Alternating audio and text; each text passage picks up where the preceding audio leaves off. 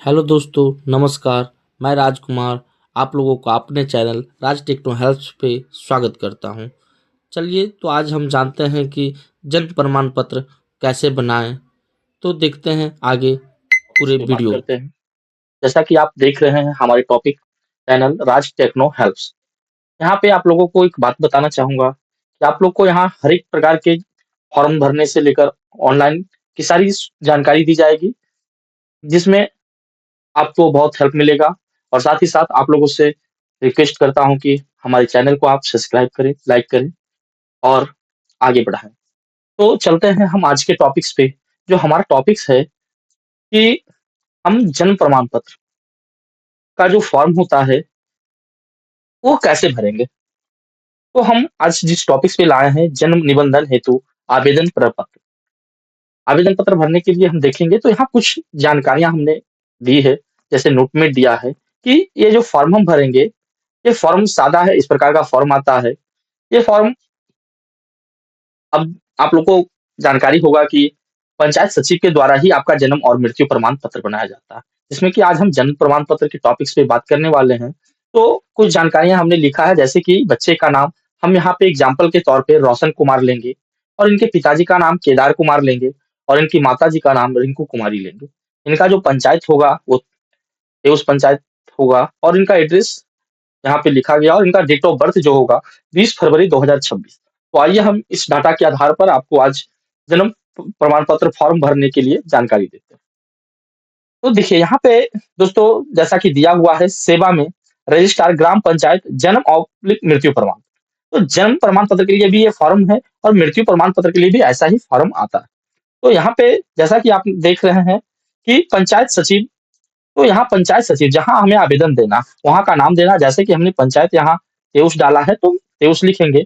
फिर यहाँ पे दिया गया है विषय में, विषय मुझे अपने का जन्म प्रमाण करवाने के संबंध में, जन्म निबंधन करवाने के संबंध। अब मुझे अपने यहाँ पे जो गार्जियन होंगे, जो आवेदन करता है, वो अपने बच्चे के साथ संबंध लिखेंगे। जैसे कि यहाँ पे एक बात और मैं अवगत करवाना चाहता हूँ आप लोगों को कि जन्म प्रमाण पत्र के लिए माता-पिता, दादा-दादी और नाना-नानी, यह 6 लोग जो हैं आवेदन दे सकते हैं। तो अगर कोई हम यहाँ टॉपिक्स लिए हैं, जैसे कि एक पिता इनके केदार कुमार हैं, तो केदार कुमार अगर आवेदन दे रहे हैं, तो यहाँ लिखेंगे पुत्र का जन्म निबंधन करवाने के संबंध में महाशय उपरोक्त विषय के संबंध में कहना है कि मैं शपथकर्ता जो हुए, जैसे कि केदार कुमार, मैं केदार कुमार। फिर उसी प्रकार पिताजी का नाम, उनके पिताजी का जो नाम होगा वो भरेंगे। फिर वार्ड नंबर, तो यहाँ वार्ड नंबर दिया हुआ है 1। फिर उसके बाद यहाँ गाँव, जिस गाँव के निवासी हैं, जैसे कि ये तेउस गाँव के निवासी हैं, तो तेउस। फिर पोस्ट भी उसी प्रकार से हम फिल अप करेंगे। फिर यहाँ पिन कोड डालेंगे, जो इनका पिन कोड रहेगा, जैसे कि इनका पिन कोड 811101 आता है। तो फिर उस अनुसार से पिन कोड और थाना हम फिल करेंगे। फिर इनका जो पंचायत होता है, जैसे कि तेउस पंचायत के निवासी हैं, तो पंचायत डालेंगे और फिर उस अनुसार से इनका जो अपना प्रखंड होगा, वो प्रखंड डालेंगे। यहाँ पे बताया गया कि का अस्थायी निवासी मुझे आवेदक के साथ संबंध, जो संबंध होगा जैसे पिता-पुत्र के, तो यहाँ पुत्र के जन्म प्रमाण पत्र की आवश्यकता है। इसी तरह से आप डाटा को आगे भरेंगे और देखेंगे कि जिसकी विवरणी निम्न प्रकार से, अब सारी विवरणी देना, जैसे कि शिशु का नाम हम वहाँ पे दिए हुए हैं, ये नोट में कर वही नाम डालना। जैसे हिंदी में, तो हिंदी में रोशन कुमार तो लिख देंगे आप, फिर अंग्रेजी में वही नाम लिखना है, तो लिख देंगे रोशन, रोशन कुमार। फिर उसके बाद शिशु का लिंग, अगर लड़का है तो मेल लिखेंगे। फिर यहाँ शिशु का आधार नंबर, अगर आधार नंबर हो तो आधार नंबर भरेंगे, वरना छोड़ देंगे। फिर बच्चे का जन्म तिथि, बच्चा कब जन्म लिया है, तो बच्चा जैसा कि हमने नोट में लिया था कि 20 फरवरी 2026 का इनका जन्म है, तो उस अनुसार से हम 20 फरवरी 2026 फिल अप करेंगे। फिर जन्म का क्रम, अगर बच्चे प्रथम है तो फर्स्ट लिखेंगे, दूसरे नंबर पर है तो 2 लिखेंगे। इसी प्रकार से जन्म का स्थान का नाम, अगर बच्चा हॉस्पिटल में हुआ तो हॉस्पिटल डालेंगे, अगर घर में हुआ है तो घर डालेंगे। तो जन्म का स्थान, जैसे कि हमारा बच्चा तेउस में हुआ है, तो हम तेउस डालेंगे। फिर वहाँ का जो पिन कोड रहेगा, वो एरिया के अनुसार अपने-अपने जगह का पिन कोड डाल लेंगे। पिन कोड डालने के बाद फिर यहाँ पे कुछ डाटा है, जैसे 5 नंबर कॉलम में शिशु के पिता का नाम हिंदी और अंग्रेजी में। तो हिंदी में आप भर लेंगे, फिर यहाँ अंग्रेजी में जैसे कि हमने लिया था यहाँ पे एग्ज़ाम्पल में केदार कुमार, तो हम केदार कुमार भरेंगे, फिर उनका आधार नंबर भरेंगे और वो क्या पेशा क्या करते हैं, जैसे कि वो मज़दूरी करते हैं, तो हम यहाँ पे मज़दूरी फिल अप कर देंगे। फिर उनकी शैक्षणिक योग्यता क्या है, अगर पढ़े हैं तो ठीक है, कहाँ तक पढ़े हैं, जैसे कि ये 10th किए हुए हैं, तो हम 10th लिख दिए। फिर यहाँ पे 6 नंबर कॉलम में कहा गया है शिशु के माता का नाम हिंदी में। हिंदी में इनका माता का नाम जैसे रिंकू कुमारी है, तो रिंकू कुमारी भरेंगे, हम यहाँ इंग्लिश में फिल अप कर रहे हैं। फिर इसी तरह से फिर आगे हम बढ़ेंगे और माताजी का आधार संख्या और इनकी पेशा और शैक्षणिक योग्यता जो भी होगी वो डाल देंगे। फिर यहाँ पे 7वां नंबर कॉलम में कह रहा है कि जन्म प्रमाण पत्र लेने का प्रयोजन, क्या प्रयोजन है? तो सभी लोगों का अलग-अलग प्रयोजन होता है, जैसे कि सरकारी दस्तावेज के लिए कोई लेते हैं या फिर बच्चे के नामांकन के लिए लेते हैं या फिर आधार कार्ड बनाने के लिए। जैसे कि अगर हमें प्रयोजन में डालना होगा तो डाल सकते हैं कि सरकारी कार्य के लिए गवर्नमेंट गवर्नमेंट यूज़। फिर यहाँ पे 8 नंबर कॉलम में पूछा गया है कि शिशु के जन्म के समय माता-पिता का पता क्या है? अगर बच्चे का माता-पिता का एड्रेस अगर अस्थायी पता है तो अस्थायी पता भर देंगे। अगर बच्चे का एड्रेस जो है कहीं दूसरे जगह जन्म लिया, जैसे कि बाहर में लोग प्रवासी मज़दूर होते हैं, वो चले जाते हैं, तो बच्चे का जन्म कहीं दूसरे स्थान पे देते हैं, तो वहाँ का पता भरना। तो जैसा कि हम तो एड्रेस में लिए हुए हैं, तो हम एड्रेस डाल देंगे।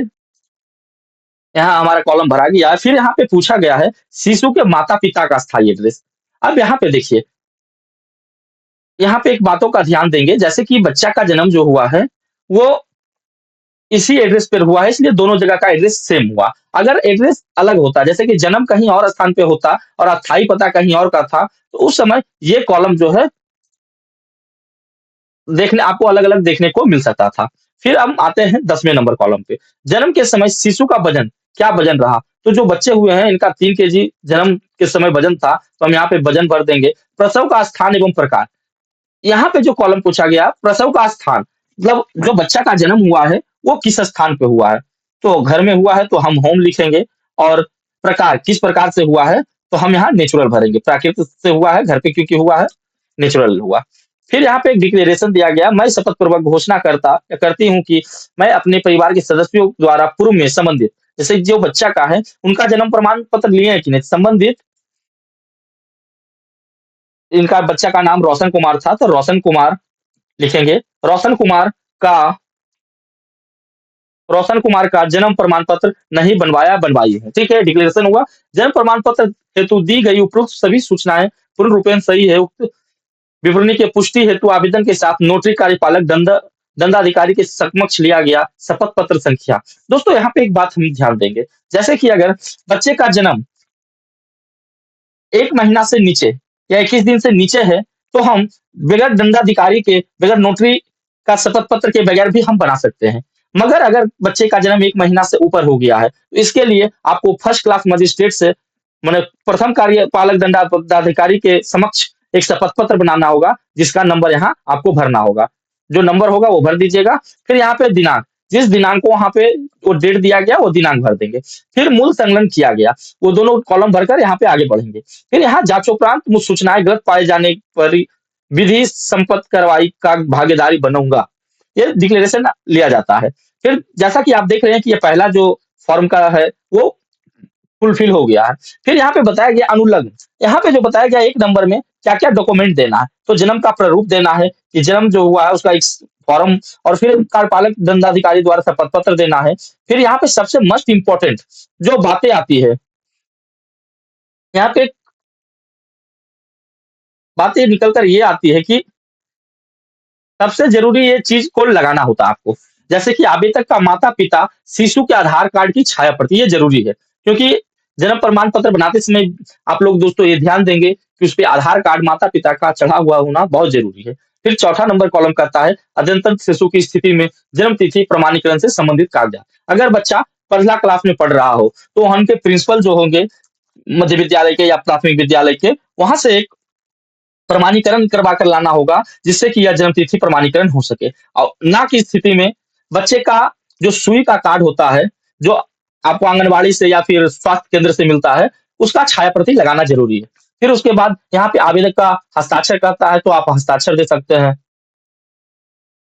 फिर यहाँ पे मोबाइल नंबर माँगा गया है, तो जो भी आपका मोबाइल नंबर हो, आप अपने अनुसार फुलफिल करेंगे।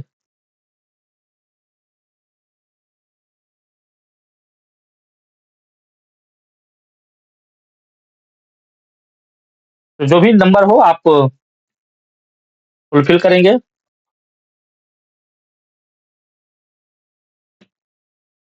फिर ये जैसा कि देख रहे हैं आप दोस्तों, पहला पेज का जो है खत्म हुआ। फिर बात आगे हम चलते हैं सेकंड पेज पे।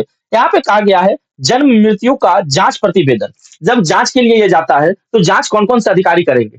प्रथम स्तर पे सबसे पहले आपको आंगनबाड़ी सेविका के साइन मोहर की जरूरत पड़ेगी। उनके द्वारा जांच करवाया जाएगा। वो यहाँ पे शपथ पत्र करेंगे कि आपका बच्चे का जन्म उनके आंगनबाड़ी क्षेत्र में हुआ है या नहीं। फिर वहां आपके क्षेत्र का जो चौकीदार होंगे उनका साइन लगेगा, बिट नंबर लगेगा। फिर वहां के सरपंच या मुखिया जो होंगे आपके नजदीकी पंचायत के, उनका साइन और मोहर का जरूरत पड़ेगा। तो आइए देखते हैं ये फॉर्म को। फिर हम बात करते हैं आवेदक या आवेदिका। जो ऊपर आवेदक थे जैसे कि 1 नंबर में यहाँ पे केदार कुमार आवेदक है, तो यहाँ भी केदार कुमार ही लिखाएगा। तो आवेदक का नाम केदार कुमार। फिर के द्वारा समर्पित आवेदन पत्र के आलोक में यह प्रमाणित किया जाता है कि शिशु का नाम, बच्चा का जो नाम था वो हम भरेंगे यहाँ पे। फिर आगे बढ़ेंगे और पिता या पति का नाम, यहाँ पिताजी का नाम जो है वो हम भर देंगे, जैसे केदार कुमार। का जन्म एवं मृत्यु, कब जन्म लिया गया है ये हमको भरना है। फिर हम आगे बढ़ेंगे और यहाँ पे वार्ड संख्या, गांव और पोस्ट ऑफिस जो आपका लोकल एड्रेस है वो यहाँ फुलफिल करेंगे। फिर उसके बाद आगे बढ़ते हुए यहाँ पे देखेंगे कि उपरोक्त दी गई सूचनाओं में व्यक्तिगत रूप से भली भांति जानता एवं पहचानता हूं तथा मेरी जानकारी सभी सूचनाएं सही है। अर्थात मैं हम लोग अपने पूरे होशो हवास में जन्म ऑब्लिक मृत्यु दिनांक, जब जन्म हुआ है बच्चा का, जन्म कब हुआ है 20 फरवरी को, तो 20 फरवरी 2026 हम यहाँ डालेंगे। को ग्राम कहाँ हुआ है तेउस, तो ग्राम तेउस में पर हुई है। यह गवाही का कोई भी अंश गलत पाए जाने पर विधिवत कार्रवाई का भागीदार बनूंगा। कहे ना, ये कहा डिक्लेरेशन में कहा जा रहा है कि जो जांच का प्रतिवेदन है उसमें केदार कुमार का जो पुत्र है रोशन कुमार, उनका जन्म जो है 20 फरवरी को तेउस गांव में हुआ है, इन्होंने बताया है। और इन्होंने बताया कि अगर कोई भी प्रकार की गलती पाई जाती है तो मैं इसका जिम्मेदार बनूंगा। और यहाँ पे जो है गवाह का हस्ताक्षर, यहाँ पे 1 गवाह, 2 गवाह और 3 गवाह, 3 गवाह बनाने होंगे। तीनों गवाह का आपको यहाँ पे नाम आधार नंबर के साथ देना होगा। यहाँ पे उनका फुलफिल एड्रेस करेंगे, नाम, पिता का नाम, आधार संख्या, पता और उनका अंगूठे का निशान ले लेंगे। तो 1, 2, 3 तीनों गवाह का हस्ताक्षर ले लेंगे। उसके बाद फिर यहाँ पे बताया गया है कि सभी गवाह जन्म मृत्यु की तिथि तक वयस्क होना चाहिए। जैसे कि जो होंगे वो 18 साल के कम से कम होना चाहिए। जैसे कि यहाँ पे बताया गया है विटनेस जो होना चाहिए गवाह, वो 18 साल, 18 ईयर्स प्लस होना चाहिए। तो उस अनुसार से आपने देखा कि यहाँ तक हमारी जो फॉर्म की प्रक्रिया थी वो खत्म हुई। फिर आगे यहाँ लिखा गया सत्यापन के क्रम में उपस्थित गवाहों का बयान और हस्ताक्षर के समक्ष लिया गया। जो चौकीदार, आंगनबाड़ी सेविका और सरपंच है यह प्रमाणित करेंगे कि शिशु का नाम, शिशु जो है उनका नाम क्या था, तो रोशन कुमार। तो रोशन कुमार का जन्म मेरे अधिसूचित क्षेत्र, उनका जो क्षेत्र पड़ता है, जो ब्लॉक पड़ता है, वो ब्लॉक का नाम यहाँ देंगे। में दिनांक कब हुआ था, तो यहाँ पे देंगे 20 फरवरी 2026 को हुआ है। अतः जन्म एवं मृत्यु की अनुशंसा किया जाता है। जांच उपरांत आवेदन पत्र मूल रूप से संलग्न कर निबंधन हेतु रजिस्ट्रार सह पंचायत सचिव, कहाँ के पंचायत सचिव, तेउस जैसा इनका पंचायत है तो तेउस को अग्रसित कार्रवाई हेतु समर्पित की जाती है। और यहाँ पे जो है ये जो अधिकारी लोग होंगे उनका साइन लगेगा। ये जो कॉलम है यहाँ पे आप लोग साइन करवा लीजिएगा, ठीक है। यहाँ पे साइन करवाने के बाद फिर आप देख लीजिएंगे कि ये कॉलम पेज आपका पूर्णतः फुलफिल हो गया। फिर हम आगे बढ़ेंगे। आगे जो दिया गया है यहाँ पे दोस्तों, ये भरना आपको बहुत सावधानी से है। प्रपत्र हुआ, इसमें क्या है कि आपको देखना है कि जन्म की तारीख, बच्चे का जन्म कब हुआ था। जैसा कि आप यहाँ देख रहे हैं 20 फरवरी 2026 को। फिर इनकी जो वास्तविक तिथि महीना में अंकित करना है, फिर इनका लिंग लिखना है। लिंग क्या लिंग रहा है, तो बच्चे का लिंग पुरुष था तो मेल लिखेंगे, इसको थोड़ा सा ऊपर कर लेंगे। और फिर उसके बाद हम आगे बढ़ेंगे 3 नंबर में, शिशु का नाम अगर कोई हो तो बच्चे का नाम क्या था, रोशन कुमार। उस प्रकार से हम यहाँ रोशन कुमार कर लेंगे। फिर आगे बढ़ेंगे और पिता का नाम, अगर उनके पिताजी का नाम क्या था, केदार कुमार। फिर उस तरह से बच्चे का पिता का आधार संख्या लिखेंगे। फिर यहाँ माता जी का विवरणी, जैसे माता जी का क्या नाम था, रिंकू कुमारी, तो यहाँ पे रिंकू कुमारी होगा। फिर उनका आधार नंबर भराएगा। फिर छठे नंबर कॉलम में कहा गया दोस्तों कि बच्चे के जन्म के समय माता पिता का पता, बच्चे जब जन्म लिए थे उस समय वहां का पता जो था वो पता भरना है। फिर यहाँ पे माता पिता का स्थायी पता भरना है, जो उनका पहले से जहाँ रहते थे। फिर जन्म का स्थान, कहाँ बच्चे का जन्म हुआ, अगर घर में हुआ तो घर लिखेंगे, अस्पताल में हुआ तो अस्पताल लिखेंगे। तो जैसा कि आप तो देख ही रहे हैं दोस्तों कि इनका जन्म कहाँ हुआ था, घर में, तो हम घर वाले कॉलम को टिक करेंगे। घर वाले कॉलम को क्लिक किए। फिर यहाँ पे 9वां नंबर में कह रहा है सूचक का नाम, जो सूचना दे रहे हैं। जैसे कि अगर माता है तो माता का नाम लिखाएगा, यहाँ पे पिता है तो पिता का नाम, अगर दादा दादी या नाना नानी जो भी व्यक्ति सूचना दे रहे हैं ग्राम पंचायत सचिव को, उनका नाम लिखाएगा और उनका पता। फिर यहाँ पे डेट लिख देंगे और सूचक का जो हस्ताक्षर या अंगूठा लगाते हैं उनका अंगूठा या हस्ताक्षर का निशान होगा। फिर आते हैं 10वें नंबर कॉलम पे। यहाँ पे दोस्तों बताया गया कि माता के निवास का स्थान शहर या गाँव, अगर गांव है तो ग्राम लिखेंगे, शहर है तो शहर लिखेंगे। फिर यहाँ गांव का अगर नाम है तो गांव का नाम लिखेंगे, शहर है तो शहर का नाम लिखेंगे। फिर यहाँ पे 11 नंबर कॉलम में कहा गया है कि परिवार का धर्म क्या था, कौन से धर्म से आते हैं, हिंदू से आते हैं तो हिंदू, मुस्लिम से आते हैं मुस्लिम, ईसाई से आते हैं। तो जैसा कि आप देख रहे हैं कि हिंदू से आते हैं तो यहाँ पे हम हिंदू को क्या करेंगे, क्लिक करेंगे, हम हिंदू को क्लिक करेंगे। उसके बाद फिर है 12 नंबर में दोस्तों की पिता के शिक्षा का स्तर, पिताजी कितने तक पढ़े हुए हैं, तो जिस क्लास तक पिताजी पढ़े हुए, जैसा कि आपने पहले भी देखा कि वो 10वीं तक थे, तो यहाँ पे हम लोग 10th लिखेंगे।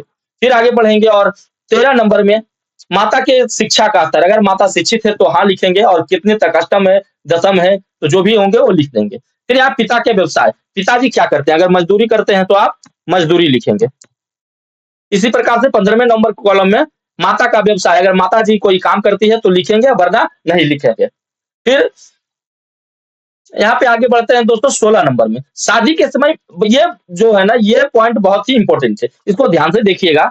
यहाँ पे 16 नंबर में पूछा गया शादी के समय माता की उम्र पूरे वर्ष में, माता जिस समय शादी उनका हुआ था तो उस समय उनका उम्र कितना था, तो यहाँ पे जो ये महिला है उनका उम्र 23 साल है, तो हम 23 साल लिख दिए हैं, 23 वर्ष। फिर 17 नंबर में प्रसव के समय माता की उम्र क्या है, तो जैसा कि बच्चे ये प्रथम बच्चे हैं तो इनका उम्र इस समय 25 वर्ष है, इसलिए हम क्या करेंगे, यहाँ 25 साल लिख देंगे और उस अनुसार से आप जोड़ लेंगे। 18 नंबर में दोस्तों कहा जा रहा है कि शिशु सहित माता द्वारा जन्मित कुल बच्चों की संख्या, ये बच्चा को लेकर कुल कितने बच्चे जन्म लिए, तो एक बच्चे लिए हैं तो हम यहाँ एक भर देंगे। फिर आगे बढ़ेंगे और 9वें नंबर में प्रसव के समय परिचर्या का प्रकार, किस प्रकार से वो हुआ था, वो संस्थागत सरकारी संस्था में हुआ है, या फिर वो हॉस्पिटल में हुआ है, या तो फिर जहां भी हुआ है ये लिखना है। तो जैसा कि पारंपरिक प्रसव भी हुआ है क्योंकि घर पे हुआ है, तो हम ये क्लिक करेंगे। और प्रसव की विधि क्या थी, तो प्राकृतिक ही थी, तो प्राकृतिक क्या हम क्लिक करेंगे। फिर उसके बाद 21 नंबर में जन्म के समय शिशु का वजन कितना था, तो 3 केजी था, तो हम यहाँ क्या करेंगे, 3 केजी लिख देंगे। फिर 22 नंबर में गर्भधारण की अवधि सप्ताह में कितने महीने तक गर्भधारण रहा, तो जोड़कर आप लिख देंगे, सप्ताह के अनुसार लिख देंगे, तो 9 महीना जैसे होता है तो 9 महीने के अनुसार आप सप्ताह में कन्वर्ट कर यहाँ लिख देंगे। फिर यहाँ पे जो है उनका हस्ताक्षर दे देंगे, जो भी यहाँ पे अभिभावक होंगे, जो भी गार्जियन आवेदन दे रहे हैं। फिर जैसा कि आप लोगों ने देखा कि ये फॉर्म भी हम लोग का सफलतापूर्वक समझ गए हैं। उसके बाद फिर एक फॉर्म आती है स्व घोषणा प्रमाण पत्र, ये फॉर्म को भी भरना होता है। तो जैसा कि यहाँ पे आपने देखा कि डिक्लेरेशन जिन्होंने पहले किया है, जैसे मैं की जगह केदार कुमार आएगा, केदार कुमार आएंगे, फिर उनके पिताजी का जो भी नाम होगा वो डालेंगे, फिर उनका जहां भी ग्राम होगा वो इंटर करेंगे, फिर उनका पोस्ट ऑफिस जो रहेगा, थाना, और फिर वार्ड संख्या और प्रखंड, ब्लॉक जहां भी उनका पड़ता है वो ब्लॉक लिखेंगे, फिर जिला, किस जिला के वो निवासी हैं वो हमें भरना होगा। फिर इसके बाद मैं यहाँ पे एक डिक्लेरेशन देना होगा, मैं घोषणा करती हूँ कि शिशु का व्यक्ति का नाम, शिशु ऑब्लिक व्यक्ति का नाम, अगर बच्चे का नाम है तो क्या है, रोशन कुमार। तो यहाँ पे हम क्या करेंगे, रोशन कुमार इंटर करेंगे। रोशन कुमार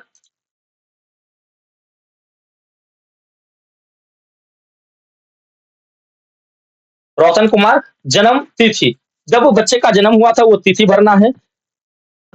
फिर तिथि भरकर हमें आगे बढ़ेंगे और यहाँ पे दिया गया है मृतक का नाम, अगर कोई मृत्यु हुई है तो उनका मृत्यु का नाम लिखेंगे, अगर मृत्यु प्रमाण पत्र नहीं भर रहे हैं तो ये कॉलम को हम छोड़ देंगे, लाइनिंग कर देंगे।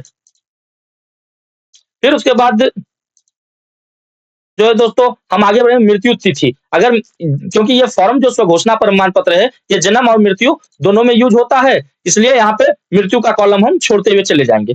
फिर जो सही है वो सत्य है, यहाँ तक हम डिक्लेरेशन दे देंगे। फिर यहाँ पे दोस्तों कहा गया कि पुनः शपथ पूर्वक निष्ठा सहित घोषणा करती हूँ कि जन्म मृत्यु की घटना, कहाँ घटना ये हुई थी, कहाँ बच्चे का जन्म हुआ था। जैसा कि हम बरबीघा प्रखंड की बात कर रहे हैं, ये जो तेउस पंचायत पड़ता है वो बरबीघा क्षेत्र में पड़ता है, इसलिए हम बरबीघा लिखेंगे। क्षेत्र के अंतर्गत घटित हुई है। जन्म मृत्यु संबंधित घटना का विहित प्रपत्र जो सूचना दी गई है वह पूर्णतः सही है। मैं इस व्यक्ति का पंजीकरण पूर्व में कहीं नहीं करवाया। ये घोषणा करना है आपको आता है, इस घोषणा पत्र में वर्णित सभी बातें सत्य हैं। अगर मेरे द्वारा दी जाई गई जानकारी असत्य पाई जाती है तो इसके लिए मैं स्वयं जिम्मेदार रहूंगा एवं दंड का भागी बनूंगा। जन्म प्रमाण पत्र रद्द किया जाएगा। साथ ही साथ निर्गत पत्र किसी भी प्रकार की कानूनी मामले में न्यायालय में वैध नहीं माना जाएगा। ये डिक्लेरेशन में सीधे स्पष्ट शब्दों में कहा गया है कि अगर आप